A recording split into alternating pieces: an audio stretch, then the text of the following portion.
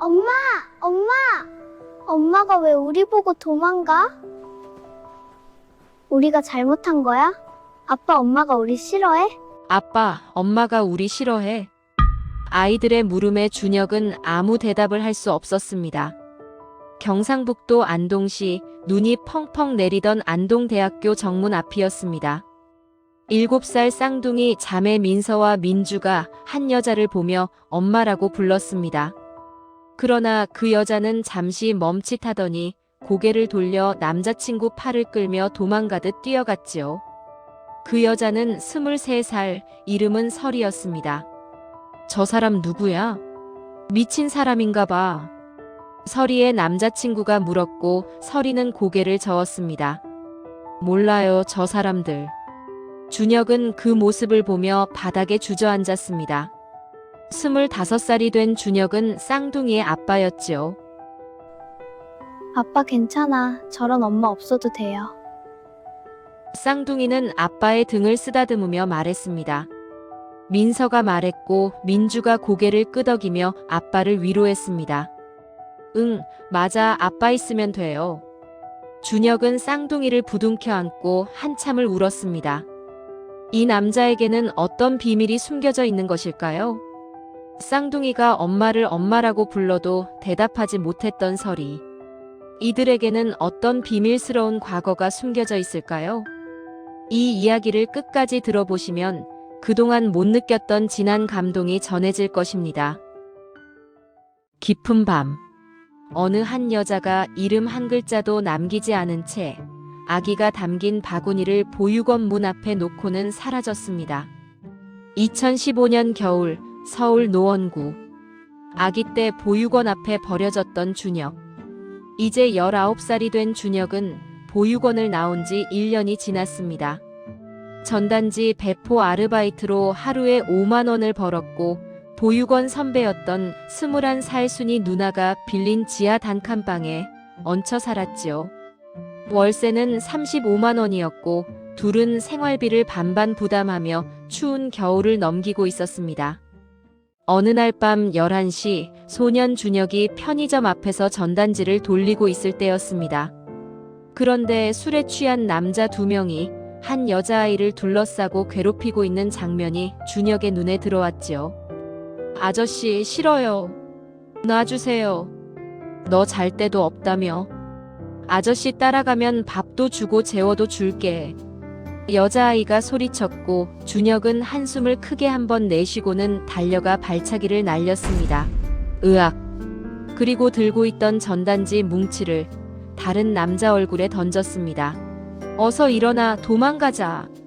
준혁은 여자아이의 손목을 잡아 끌며 달렸습니다. 그런데 얼마 가지 못해 여자아이가 잡혔고 준혁을 향해 주먹이 날아왔지요. 이 녀석이 어디다 발차기를 날려? 퍽. 준혁은 맞으며 버텼습니다. 때마침 편의점 주인이 경찰에 신고했고 남자들은 경찰차 소리가 멀리서 들리자 서둘러 도망갔지요. 준혁은 여자아이 손목을 잡아 일으키며 물었습니다. 괜찮아요? 여자아이는 고개를 끄덕였습니다. 고마워. 여자아이의 대답은 짧았습니다. 추우니까 편의점 안으로 들어갑시다. 준혁은 편의점에서 사발면 하나를 사다가 뜨거운 물을 부어주며 물었습니다. 이름이 뭐예요? 설이. 설이요? 여자아이 이름은 설이. 17살 소녀였습니다.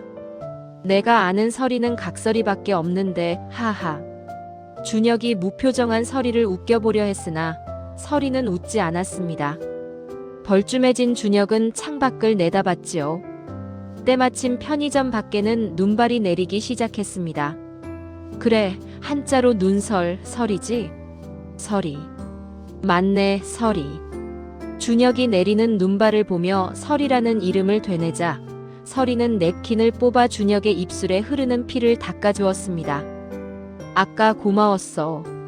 준혁은 진지한 눈빛으로 설이에게 물었습니다. 집이 어디예요? 바래다 드릴게요. 설이는 고개를 저었습니다. 나 아빠한테서 도망 나왔어. 그리고 돈도 없고. 설이는 고개를 푹 숙였습니다. 준혁은 갈 곳 없다는 서리의 처지가 마치 부모 없는 자신의 신세와 닮았다고 느꼈습니다. 혼자 추운 겨울을 견디는 고통을 누구보다 잘 알았기에 준혁은 망설임 없이 서리의 손을 잡았습니다. 나랑 친한 누나 집에 잠깐 있다가 가요. 그렇게 준혁과 서리는 눈 내리던 날 만났습니다. 순이는 한참 어린 서리를 보며 한숨을 쉬었습니다. 그래, 어쩔 수 없네. 일단 오늘은 여기서 자. 그렇게 추운 겨울날, 세 사람의 낯선 동거는 우연처럼 시작되었습니다. 하루만 머물겠다던 동거는 며칠이 되고 일주일이 넘어갔지요. 준혁은 매일 밤 전단지를 돌려서 번 돈으로 서리에게 따뜻한 우유를 사다 주었습니다. 자신을 위해 온몸을 던져 일하는 준혁의 모습에 서리는 처음으로 세상의 온기를 느꼈습니다. 너 갈 데 없으면 앞으로 나랑 같이 여기 있어도 돼. 준혁이 어렵게 말을 꺼냈습니다. 같이 살자는 거야? 서리가 돌직구를 날렸습니다. 이미 준혁의 마음속의 서리는 하얀 눈밭에 백일홍같이 붉게 물들어 있었습니다. 준혁이 부끄러운 듯 고개를 끄덕이자 서리는 준혁에게 단 하나의 조건을 말했습니다. 그럼 내 부탁, 아니 내 조건을 들어줘. 내 과거를 묻지 말아줬으면 해. 그리고 우리 아빠한테 연락하지 마. 절대로. 준혁은 고개를 끄덕였습니다. 그렇게 둘은 풋풋한 정을 쌓아갔지요. 석 달이 지났을 무렵 서리가 화장실에서 나오며 울고 있었습니다. 오빠, 나 임신했나 봐. 준혁은 서리를 안았습니다. 정말? 준혁은 당황했습니다. 괜찮아, 내가 있잖아. 둘은 병원에 갔고 의사가 말했습니다. 쌍둥이네요. 준혁과 서리는 손을 꼭 잡았습니다. 순이는 한숨을 내쉬었지요. 내 팔자의 애들에 그 애들까지 돌봐야 하다니. 그러나 순이도 임신한 서리를 내쫓을 수 없었고 애 낳을 때까지 둘을 도와주기로 했습니다. 내가 벌어올 테니까 걱정 마. 이 어린 부부에게는 큰 문제가 있었습니다. 미성년자인 서리는 혼인신고를 할 수 없었고 의료보험도 만들 수 없었지요. 이듬해 가을, 쌍둥이가 태어났습니다. 어머, 어쩜 이렇게 똑같이 생겼을까? 순이는 쌍둥이를 보고 신기해했습니다. 이름은 뭘로 지을 거야? 준혁은 고민하다가 말했습니다. 민서와 민주요. 출산비는 208만 원이었고 준혁이 석 달 동안 모은 돈을 몽땅 써야 했습니다. 그리고 이 가난하고 어린 부부의 육아는 추운 겨울과 함께 시작되었지요. 서리는 집에서 쌍둥이를 돌봤습니다. 준혁은 새벽 5시에 일어나 전단지를 돌렸고 주말이면 물류회사 상하차 알바를 뛰었습니다. 순이도 편의점 아르바이트를 해서 생활비를 보충했으나 입이 5이라 돈은 늘 부족했지요. 쌍둥이가 3살이 되던 겨울이었습니다. 어머, 준혁 오빠 애들 머리에 열이 심해요. 민서가 갑자기 열이 40도까지 오르더니 얼마 지나지 않아 쌍둥이 민주도 같이 열이 나기 시작했습니다. 병원 가야 돼. 순이가 소리쳤지만 의료보험이 없었습니다. 준혁은 약국으로 뛰어가 해열제를 사왔고 열이 펄펄 끓는 두 쌍둥이에게 어린 부부가 해줄 수 있는 것이라고는 약국에서 산 해열제 한 알을 반으로 쪼개어 아이들에게 갈아먹이는 일밖에 없었습니다. 응급실 비용은 최소 30만 원이 넘었고 두 부부에게는 큰 돈이었지요. 다행히 사흘 만에 아이들의 열이 내렸고 순이는 준혁과 서리를 향해 화를 냈습니다. 애들을 죽일 작정이야? 서리는 그날 밤 쌍둥이를 바라보며 한참을 울었습니다. 미안해. 내가 엄마 자격이 없어. 준혁은 서리를 안았습니다. 아니야, 우리 잘하고 있어. 그러나 서리는 갈수록 지쳐갔습니다. 돈이 없어 아픈 아이를 지켜만 봐야 했던 그날 밤의 공포가 서리의 영혼을 갉아먹고 있었던 것입니다. 새벽 일을 마치고 준혁이 집으로 들어오자 아이들은 배가 고픈지 울고 있었습니다. 그리고 방바닥에는 편지 한 장만이 놓여 있었고 서리는 보이지 않았습니다. 미안해 준혁 오빠, 나 너무 힘들어. 곧 돌아올게, 기다려줘. 준혁은 편지를 쥐고 바닥에 주저앉았습니다. 서리가 떠났어. 소식을 듣고 서둘러 돌아온 순이가 버럭 화를 냈습니다. 아니, 애 엄마가 애들을 두고 어디로 도망간 거야? 그럼 이 애는 누가 키우라는 거냐고. 준혁은 서리가 없어져서 혼이 나가 있었지만 순이 누나를 달래야 했습니다. 누나, 서리가 그동안 힘들어서 그래. 이해해주자. 곧 돌아오겠지. 누나, 쌍둥이는 일단 우리 둘이 키우자. 몰라. 네가 키우든지 말든지 해. 순이는 버럭 화를 내고 나갔지만 얼마 지나지 않아 이유식거리를 사들고 들어왔습니다. 내 팔자에 무슨 마가 꼈나 봐. 순이의 투덜거림 뒤에는 어린 아빠 준혁과 쌍둥이에 대한 연민이 서려 있었습니다. 그렇게 작은 단칸방에서 시작된 4명의 동거는 다시 깊은 겨울로 넘어가게 되었습니다. 준혁은 새벽 배달 아르바이트를 시작했고 순이는 낮에 식당에서 일했습니다. 둘은 교대로 쌍둥이를 돌봤지요.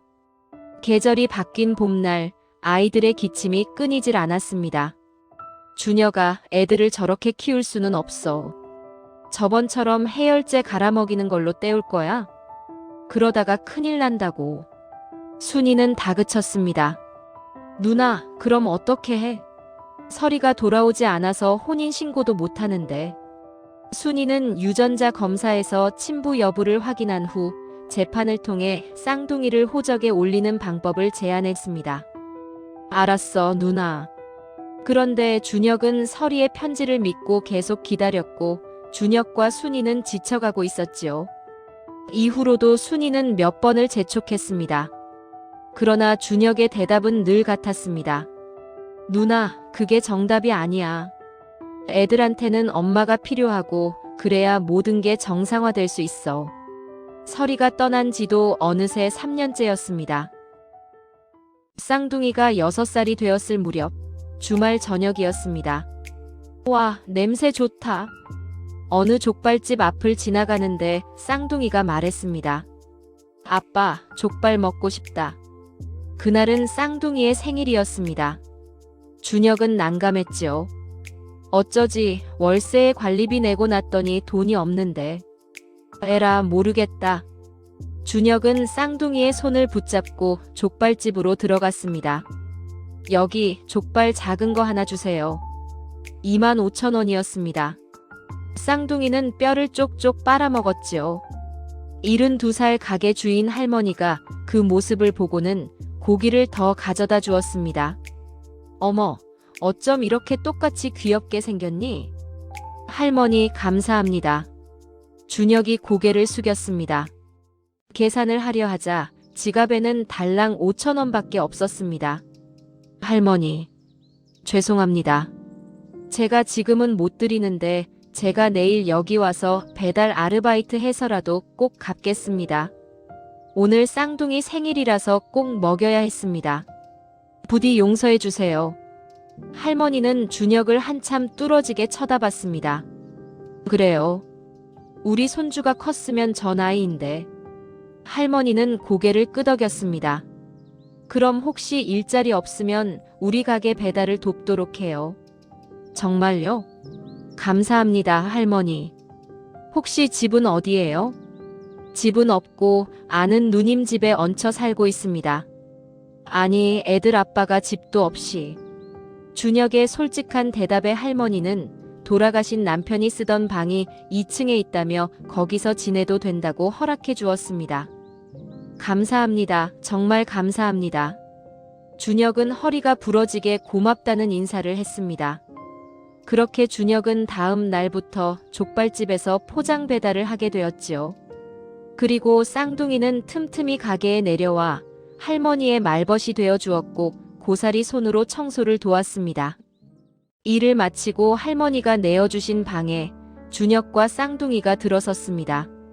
와, 방 넓다. 벽에는 소방관 제복을 입은 젊은 남자 사진 액자가 하나 걸려 있었습니다. 마치 자신을 닮은 듯한 모습. 준혁은 피식 웃으며 사진을 보며 인사를 꾸벅하고는 짐을 풀었습니다. 방을 내어주셔서 감사합니다. 순이 누나도 들러 이제야 온전히 자유를 얻었다며 몇 뭉치 안 되는 짐을 가져와 이사를 도와줬습니다. 좋은 할머니를 만나서 다행이다. 때마침 할머니가 방에 들렀습니다. 지낼만 하겠어요? 네, 너무 좋아요, 할머니. 그런데 혹시 저 사진은? 준혁이 사진에 대해 묻자 할머니는 말했습니다. 우리 아들이에요. 20년 전에 화재 현장에서 5명을 살려내고 본인은 죽었지. 준혁은 고개를 숙였습니다. 죄송합니다. 할머니는 고개를 저었습니다. 아니야, 자네를 보니 갑자기 우리 아들 생각이 나더라고. 쌍둥이도 귀엽고. 그렇게 준혁과 쌍둥이는 족발집에서 새 출발을 하게 되었습니다. 순이도 이제 낮 시간에 자유롭게 일할 수 있게 되었지요. 그러나 문제가 남아 있었습니다. 쌍둥이가 7살이 되었고 내년이면 초등학교에 가야 했습니다. 그러나 호적이 없었지요. 순이가 말했습니다. 준혁아, 너도 알지? 애들 소원. 응, 알아. 쌍둥이는 크레파스로 엄마 아빠가 쌍둥이 손을 잡고 학교에 가는 그림을 그리곤 했습니다. 준혁아, 네가 애들한테 약속한 게 내년이야. 서리를 못 찾으면 이제 너라도 유전자 검사에서 친부 등록해야 돼. 준혁은 고개를 푹 숙이더니 말했습니다. 누나, 그거 돈도 많이 들고 재판도 받아야 한대. 시간도 많이 걸리고. 서리는 꼭 돌아올 거야. 순이는 미치도록 답답해했습니다. 그래, 그럼 언제까지 기다리기만 할 건데? 과연 준혁은 쌍둥이를 잘 키울 수 있을까요? 엄마 서리는 쌍둥이를 찾아오게 될까요? 준혁은 쌍둥이들과 한 약속을 지킬 수 있을까요? 다음 이야기가 궁금하시면 화면 우측 하단의 구독 버튼을 클릭해주세요. 여러분의 클릭 한 번이 어렵고 힘든 가정에 큰 도움을 주실 수 있습니다. 그럼 이야기를 다시 시작하겠습니다. 순이로부터 사정을 듣게 된 할머니가 준혁을 불렀습니다. 준혁아, 설이 고향이 어디래? 준혁이 대답했습니다. 경북 청송이라고 했습니다. 할머니는 고개를 끄덕였습니다. 거기 엄청 먼데 그럼 한번 찾아가 봐. 내가 차 빌려줄게. 2021년 겨울, 준혁과 쌍둥이는 청송으로 향했습니다. 서울에서 청송까지는 280km였지요. 4시간을 달려 청송에 도착했고 준혁은 이곳저곳을 서성이며 지나가는 사람들에게 서리의 행방을 물었습니다. 마트 앞에서 젊은 여자에게 서리 사진을 보여주며 물었을 때였습니다. 혹시 이 사람 아세요? 한 여자가 사진을 보더니 눈이 커졌습니다. 이건 서리 사진인데? 서리를 어떻게 아세요? 준혁의 심장이 쿵 내려앉았습니다. 네, 아는 사이인데 연락이 안 돼서요. 준혁이 속사정을 이야기하자 여자는 고개를 끄덕였습니다. 설이 안동대 다녀요. 지금 3학년일 거예요. 준혁은 여자에게 고개를 숙였습니다. 감사합니다. 청송에서 안동까지는 52km. 준혁과 쌍둥이는 다시 차를 몰았습니다. 안동대학교 정문 앞에 도착한 시간은 오후 3시였습니다. 준혁은 차에서 내려 정문을 바라봤지요. 학생들이 하교하는 모양이군. 준혁은 잠들어 있던 쌍둥이를 깨웠습니다. 민주, 민서야, 엄마 보러 가자. 아빠, 정말 엄마 만날 수 있어요? 준혁은 고개를 끄덕였습니다. 응, 그래. 기다려보자. 1시간이 지났습니다. 오후 4시. 학생들 틈 사이로 아는 얼굴이 비쳤습니다. 얘들아, 엄마가 오고 있어. 설이는 한 남자와 팔짱을 끼고 걸어오고 있었습니다. 설이야, 나야, 준혁이. 여기 민주, 민서도 왔어. 그러나 설이는 못 본 척 쓱 지나치려 했습니다. 민서가 소리쳤습니다. 엄마. 민주도 따라 소리쳤습니다. 엄마. 엄마. 서리는 고개를 돌려 준혁과 쌍둥이를 쳐다봤습니다. 서리의 얼굴이 하얗게 변하자 남자친구가 물었습니다. 설아, 저 사람들 누구야? 서리는 고개를 저었습니다. 몰라요, 미쳤나봐. 저 사람들. 그 소리를 들은 준혁은 다리에 힘이 풀렸습니다. 이럴 수가, 우리를 모른 채 하다니. 서리는 남자친구와 도망치기 시작했습니다. 민서가 울먹이며 말했습니다. 엄마가 왜 우리 보고 도망가? 우리가 잘못한 거야? 민주가 말했습니다. 엄마가 우리 싫어해. 준혁의 눈에서 눈물이 터져 나왔습니다. 아빠 괜찮아. 저런 엄마 없어도 돼요. 민서가 아빠를 달래며 말했고 민주는 준혁의 눈물을 닦아주었습니다. 그래, 우리끼리 잘 살자. 그렇게 서리는 준혁과 쌍둥이 앞에서 다시 사라져버렸습니다. 그러나 준혁은 이 기회를 포기할 수 없었지요. 쌍둥이의 초등학교 입학을 위해서는 서리의 도움이 꼭 필요했기 때문입니다. 이틀 뒤 준혁은 혼자 청송에 있는 서리의 집을 다시 찾아갔습니다. 쿵쿵쿵. 집 앞 대문을 두드리자 50대 남자가 나왔고 그는 서리의 아버지였습니다. 누구세요? 준혁은 꾸벅 고개를 숙여 인사를 드렸습니다. 서리 아버님이십니까? 저는 준혁이라고 합니다. 서리 아버지의 얼굴이 굳어졌습니다. 니놈이 그놈이구만. 우리 딸을 붙잡아 두었다던. 준혁은 무릎을 꿇었습니다. 아버님, 제발 도와주세요. 서리와 저 사이에서 낳은 쌍둥이가 있습니다. 혼인신고만 허락해 주시면. 서리 아버지가 소리쳤습니다. 우리 딸은 그런 적 없어. 다시는 우리 집 앞에 나타나지 마. 다시 또 찾아오면 스토킹으로 고소할 거야. 준혁이 바짓가랑이를 붙들고 사정을 했지만 쾅! 대문은 닫혔고 서리 아버지 또한 모르쇠로 일관했습니다. 아버님. 풀이 죽은 준혁이 터벅터벅 걷다가 골목 모퉁이에서 서리와 마주쳤습니다. 고개를 들지 못하는 서리. 오빠. 준혁은 서리를 봤습니다. 설아. 서리의 눈은 눈물로 젖어가고 있었습니다. 미안해 오빠. 나 내 인생 다시 시작하고 싶어. 준혁은 고개를 끄덕였습니다. 그래 알았어. 너 인생 망치지 않을게. 대신 제발 부탁이야. 혼인신고만 해줘. 쌍둥이를 내 호적에 올려야 돼. 서리는 고개를 저었습니다. 그건 내 인생에 5점을 남기는 거야. 난 못해줘. 준혁의 얼굴이 붉어졌습니다. 설아. 쌍둥이가 내년에 학교 가야 돼. 서리는 돌아서며 말했습니다. 몰라. 그건 오빠가 알아서 해. 보육원에 보내면 되잖아. 준혁의 무릎이 꺾였습니다. 뭐라고? 너 그게 할 소리야? 넌 엄마로서 책임감도 없니? 그건 오빠가 날 임신시킨 책임부터 따져야지. 난 낳은 죄밖에 없어.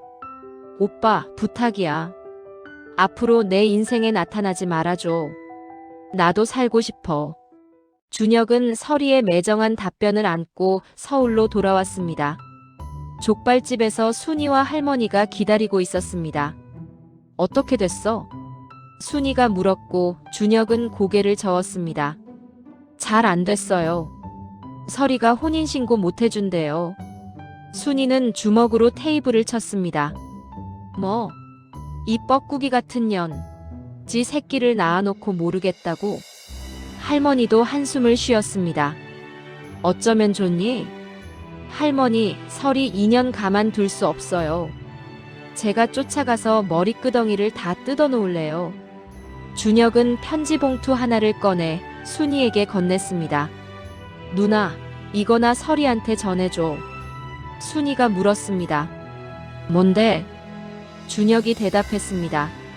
누나가 가서 한 번 더 설득해줘. 순이는 봉투를 받았습니다. 알았어. 다음 날 순이와 할머니는 안동으로 향했고 안동대학교 도서관 앞에서 서리를 기다렸습니다. 오후 5시쯤 하교하는 서리가 보이자 순이는 차에서 내려 서리의 머리채를 확 휘어잡았습니다.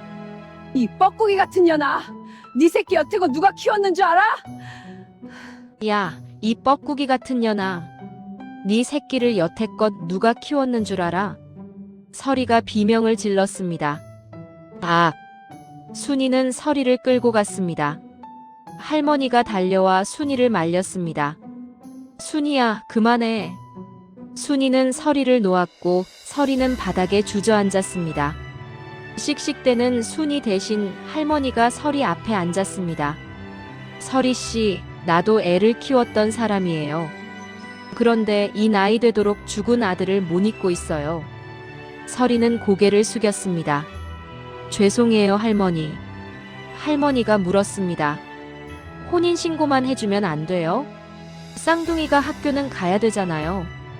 서리는 고개를 저었습니다. 안 돼요. 그건 내 인생의 기록으로 남는 거예요. 순이가 소리쳤습니다. 너같이 나쁜 년은 이 세상에 없을 거야. 네 새끼 학교 보내겠다는데 못 도와준다는 게 말이 돼? 미안해요, 언니. 하지만 오빠도 책임이 있잖아요. 순이는 봉투를 꺼내 서리에게 던졌습니다. 이거 준혁이가 너한테 주래. 서리는 봉투 입구를 뜯어 종이 한 장을 꺼냈습니다. 서리의 손이 떨렸습니다. 잠시 뒤 서리의 눈이 커졌고 갑자기 서리는 폭풍 오열하기 시작했습니다. 으악! 순이와 할머니는 놀라 종이를 빼앗아 봤습니다. 그것은 유전자 검사 결과 통보서였습니다.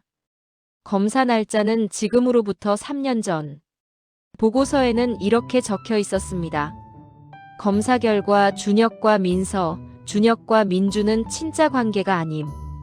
확률 99.99%.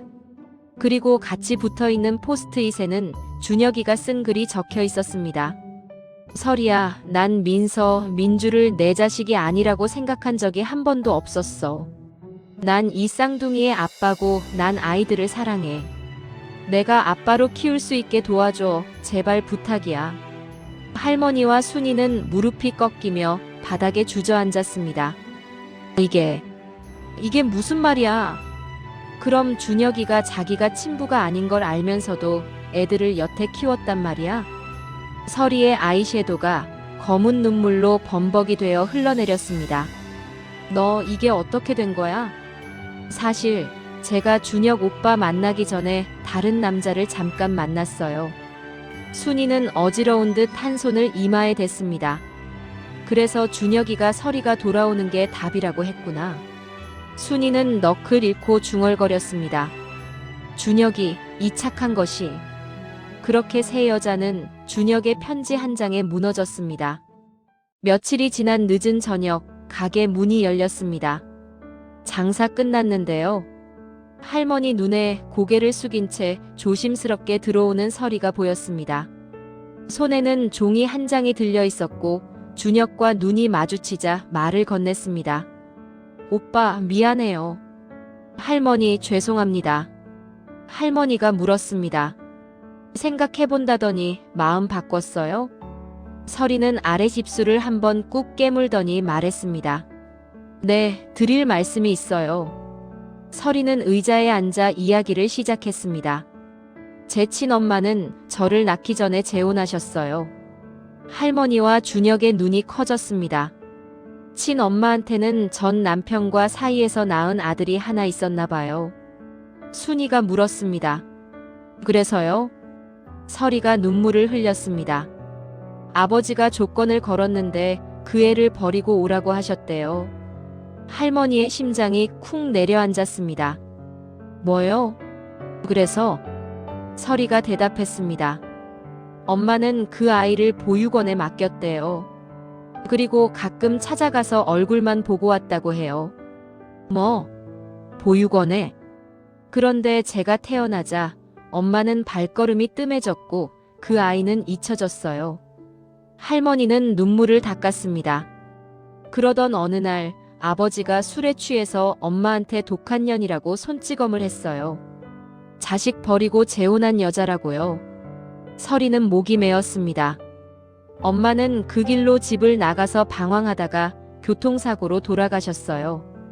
할머니는 서리를 안았습니다. 그래서 집을 나왔구나. 서리가 고개를 끄덕였습니다. 저는 장례식도 치르기 전에 집을 나왔어요. 이후 방황을 했고 얼마 뒤 준혁 오빠를 만났습니다. 그리고 쌍둥이를 낳았고요. 그때는 너무 어렸어요. 아이를 키우는 게 너무 힘들었어요. 애를 두고 떠나보니 홀가분했습니다. 그리고 엄마처럼 될까봐 무서웠어요. 기록이 남아있게 되는 것이 피는 못 속이나 봐요. 엄마처럼 저도 애를 버렸어요. 죄송해요.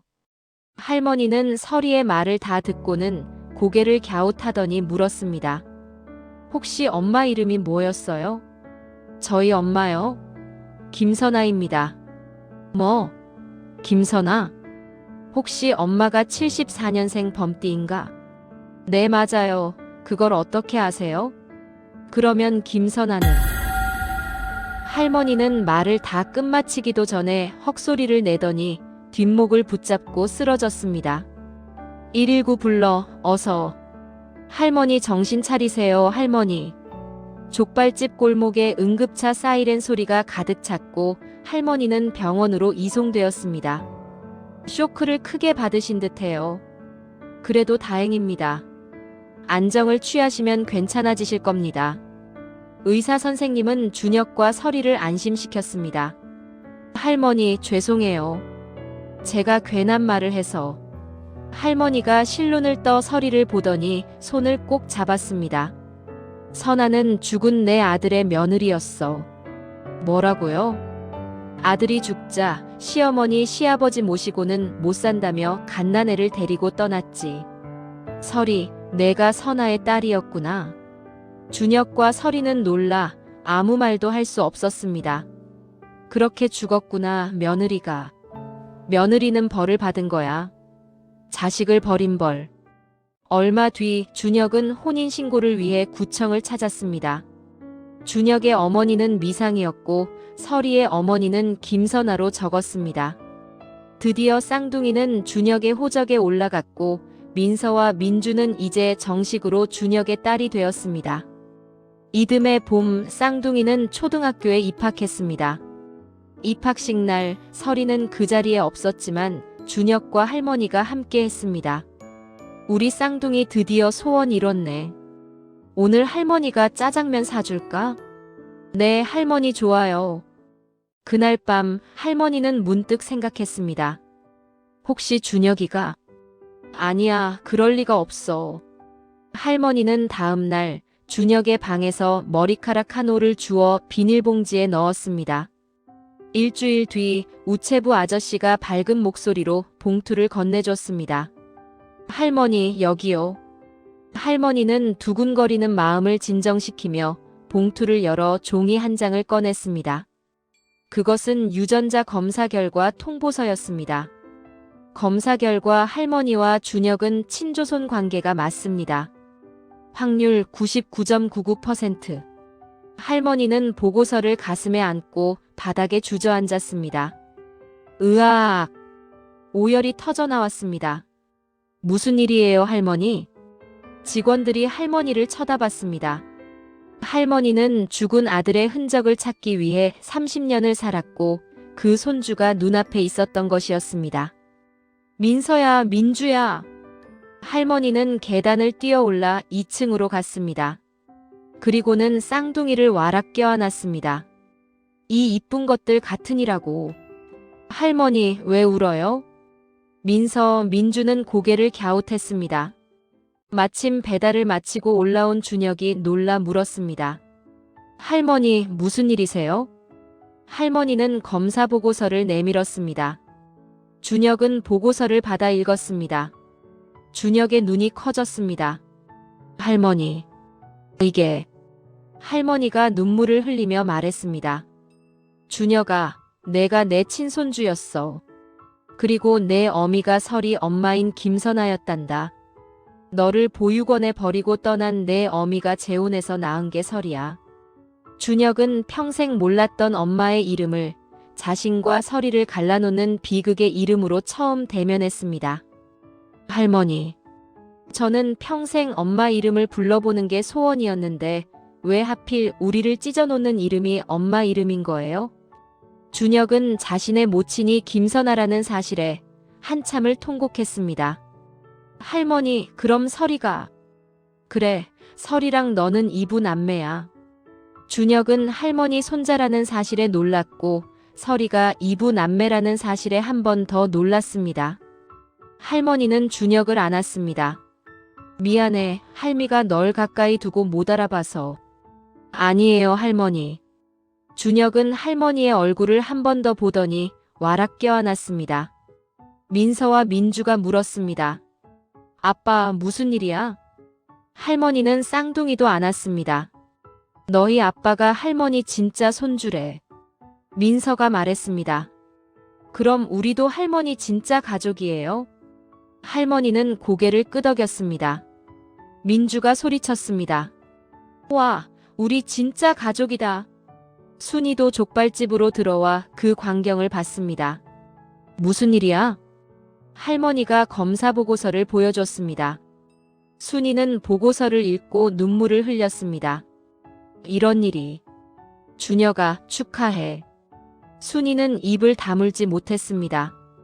그날 밤 할머니는 손님들에게 식사를 무료로 대접했습니다. 오늘은 마음껏 드세요. 오늘은 돈 안 받습니다. 이게 무슨 일이래? 손님들은 할머니가 잃어버린 손주를 찾게 된 사연을 듣고는 말했습니다. 참 세상 좁아. 할머니가 선한 마음으로 쌍둥이 아빠를 도와줬기에 하늘이 복을 내린 거네. 맞아, 할머니 정말 축하해요. 할머니 너무 훌륭하세요. 할머니와 준혁 그리고 쌍둥이는 손님들에게 축하 박수를 받았습니다. 할머니, 제가 족발값 못 낸다고 했을 때 얼마나 떨렸는지 몰라요. 할머니는 준혁의 손을 잡았습니다. 아니야, 그때 있잖아. 이상하게도 돌아가신 내 아버지가 머릿속에 떠오르더라. 돈을 받지 말라고 하셨어. 할머니는 준혁의 눈을 그때처럼 한참을 바라보았습니다. 고맙다, 준혁아. 이 할미를 찾아와줘서. 아니에요, 할머니. 우리 민주가 할머니를 찾아온 거예요. 그래. 할머니는 쌍둥이를 꼭 안았고 기쁨의 눈물은 족발집에 한가득 흘러 넘쳤습니다. 어느 일요일 할머니와 준혁 그리고 쌍둥이는 국립서울현충원을 찾았습니다. 아들의 묘 앞, 할머니는 묘 앞에 무릎을 꿇었습니다. 아들아, 내 아들 찾았어. 준혁도 무릎을 꿇었습니다. 아버지, 준혁입니다. 쌍둥이도 무릎을 꿇었습니다. 할아버지, 안녕하세요. 할머니는 눈물을 닦았습니다. 우리 이제 진짜 떨어지지 말고 서로 꼭 붙들고 살자. 네, 할머니. 준혁은 할머니의 손을 잡았습니다. 준혁은 다시 구청을 찾았습니다. 이부 남매 사이인 설이와의 혼인신고를 취소하고 준혁은 가정법원 절차를 밟아 아이들을 법적으로 지켜낼 방법을 찾았습니다. 그로부터 4년이 지났습니다. 준혁은 이제 28살이 되었고 할머니의 족발집을 물려받았습니다. 쌍둥이는 초등학교 5학년이고 열심히 학교에 다니고 있지요.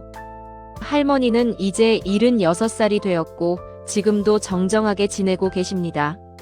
순이는 결혼해서 근처에 살며 가끔 놀러 왔습니다. 설이는 대학을 졸업하고 청송에서 간호사가 되었습니다. 1년에 한 번씩 쌍둥이를 만나러 왔지요. 족발집으로 돌아오는 길이었습니다. 쌍둥이가 말했습니다. 아빠, 우리 진짜 행복하다. 준혁이 물었습니다. 왜? 민서가 대답했습니다. 할머니도 있고 아빠도 있고 순이 이모도 있고. 민주가 말했습니다. 그리고 우리 학교도 다니잖아. 준혁은 쌍둥이를 안았습니다. 그래, 우리 정말 행복하다. 할머니는 그 모습을 보며 웃었습니다. 족발집 간판에는 이렇게 적혀 있었습니다. 3대 족발. 할머니와 준혁과 쌍둥이가 함께 만드는 족발집이었습니다. 손님들은 족발 맛도 좋았지만 이 가족의 이야기를 더 좋아했지요. 할머니, 손주 찾아서 정말 다행이에요. 손님들이 말하면 할머니는 대답했습니다. 네, 제가 복이 많아요. 할머니의 입가에는 한박 웃음이 번졌습니다. 오늘 들려드린 이야기는 어떠셨나요? 인생에는 우연이 참 많이 있습니다. 30년 만에 찾은 가족. 혈육이 아니어도 사랑으로 키웠더니 진짜 혈육을 만나게 된 이야기. 오늘 들려드린 이 이야기가 여러분께 감동과 희망을 드렸기를 바라며 앞으로도 마음이 닿는 따뜻한 이야기가 궁금하시다면 구독과 좋아요 버튼을 눌러주시기 바랍니다. 여러분의 이야기도 댓글로 들려주시면 감사하겠습니다. 여러분의 작은 관심이 더 많은 감동 이야기를 만드는 힘이 됩니다.